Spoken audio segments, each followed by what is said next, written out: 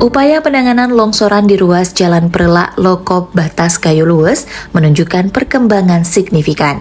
Pemerintah Aceh melalui Dinas Pekerjaan Umum dan Penataan Ruang PUPR Aceh memastikan akses jalan di jalur tersebut kini sudah terbuka dan dapat dilalui hingga wilayah perbatasan Kabupaten Gayo Luwes.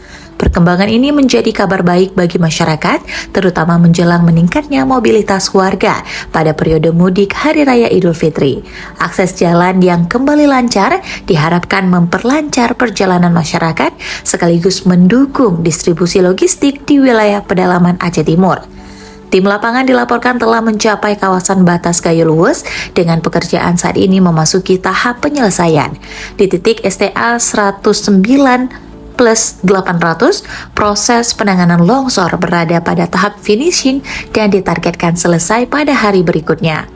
Kepala Dinas PUPR Aceh, Insinyur Mawardi ST menyampaikan bahwa pencapaian ini merupakan hasil kerja intensif tim dan juga kolaborasi berbagai pihak sejak masa tanggap darurat hingga masa transisi pasca bencana hidrometeorologi.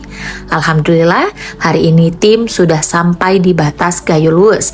Di STA 109+800, pekerjaan tahap finishing dan insya Allah besok selesai. Secara umum, ruas Perelak Lokop Batas Gayo Luwes sudah terbuka hingga kilometer 110+900, ujar Mawardi pada Kamis 12 Maret 2026.